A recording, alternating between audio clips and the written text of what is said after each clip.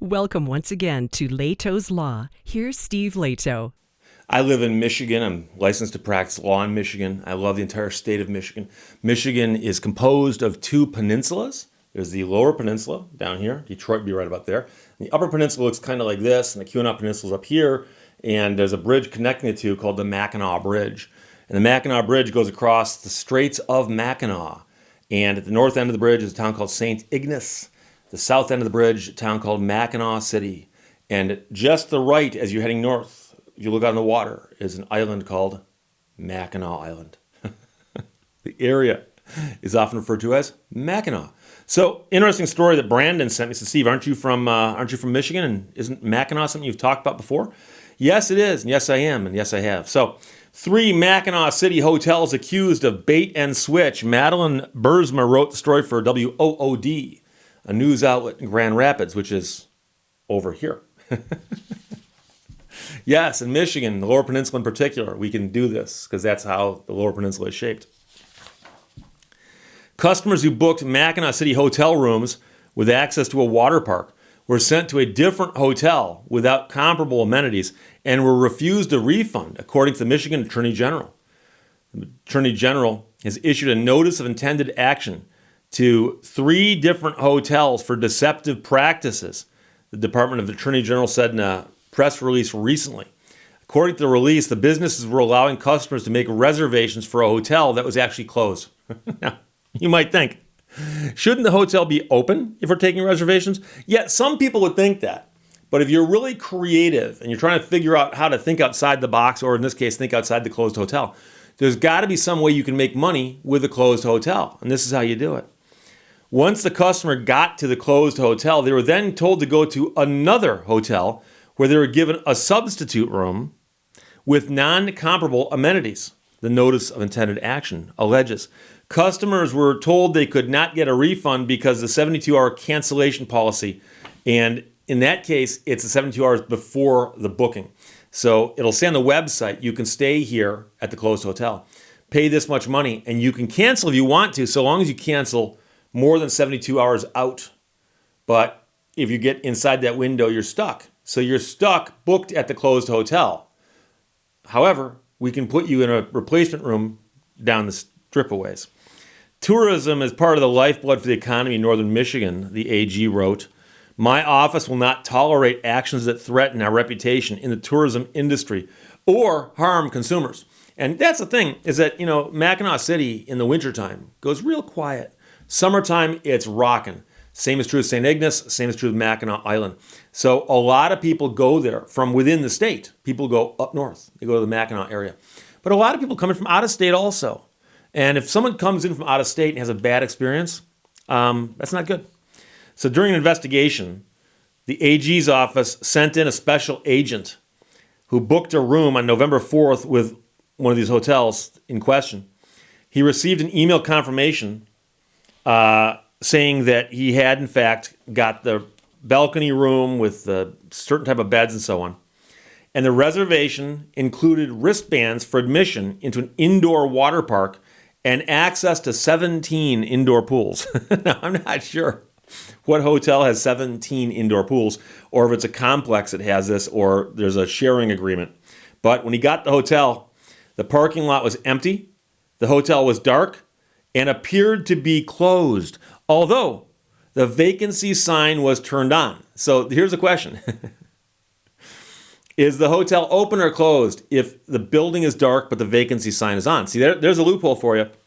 The hotel entrance was locked, and a sign on the door directed him to a nearby hotel.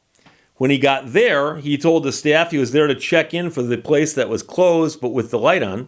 We'll leave the light on for you.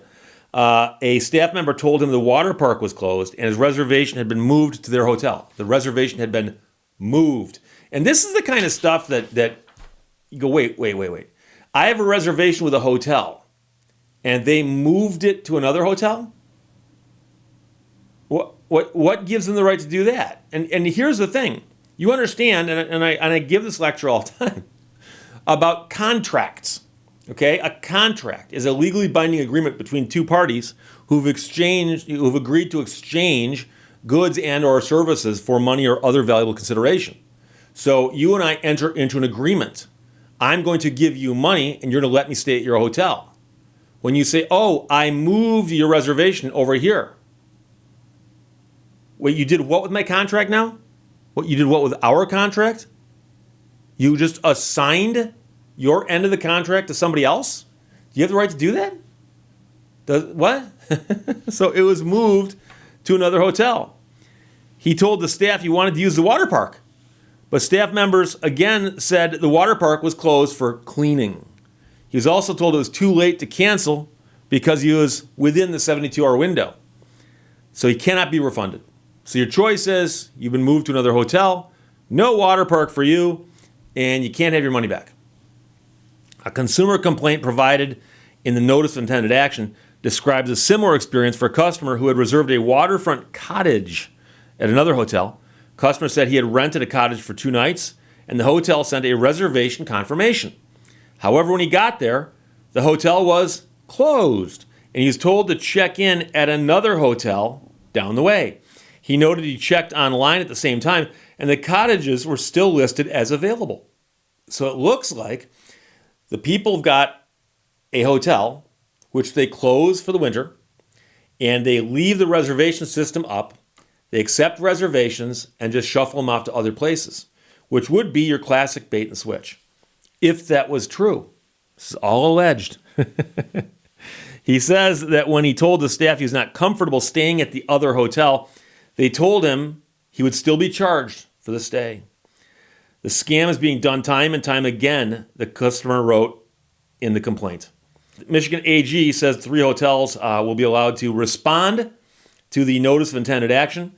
And if there is a dispute, then there might be hearings and so on, or it might go to court, you never know, or they might resolve the issue, because this is one that it seems to me is pretty straightforward. And if you really wanted to litigate the issue about whether or not they were accepting reservations and whether or not they were open or closed, it wouldn't be that hard. Because all you got to do is subpoena the people at the other hotel and have them testify as to why these people kept showing up with reservations down here and were staying here, and the money being paid to these people is being paid to them. Now you say, Steve, they might not want to cooperate because they're going to get in trouble. Well, someone's going to get in trouble here if this is true. And so the question is there something you can do as, like, say, an employee of a hotel where you go, well, it wasn't my doing. My boss told me this is how this works. So we'll see what happens. But it does appear to be, at least in the description, a clear-cut case of bait and switch. And like I said, I've been to Mackinaw City year-round. And in the summertime, the place is just jam-packed, wall-to-wall tourists, and typical tourist place, a lot of T-shirt shops, that kind of thing. But a lot of great restaurants, a lot of great hotels. There's a couple beaches there, a lot of history there. There's a fort there that goes back to, I think, the 1600s, 1700s, which they've kept, and it's a historic fort. And in that area is a lot of stuff also. You can go out to Mackinac Island and take a ferry out there, go to St. Ignace, all kinds of cool stuff up there. But in the wintertime, it does quiet down quite a bit. So it looks like what's happening is some of these hotels go, well, we can't all stay open and make money. So let's kind of work together on this. We'll close our hotel, but leave the site up and direct everyone over to your place after we've gotten their money. Now, you might think, why would you do that? Well, I suspect that the place with the water park and the 17 pools is a little nicer than the place they got sent to. That's just my theory. But I could be wrong. I didn't recognize the names of these specific hotels. I've stayed in the hotel a couple times in Mackinaw City, but it's been a while, and I forgot which one I stayed at. But I did not go to a water park, nor did I hit 17 different pools during my stay. So it's beyond the ken of my knowledge, as I like to say. So that's the story from WOOD out of Grand Rapids. Brandon sent it. 3 Mackinaw City hotels accused of bait and switch. Questions, comments, put them below. Let's talk to you later. Bye-bye. Thank you for watching Lehto's Law. Life is 10% what happens to you and 90% how you react to it.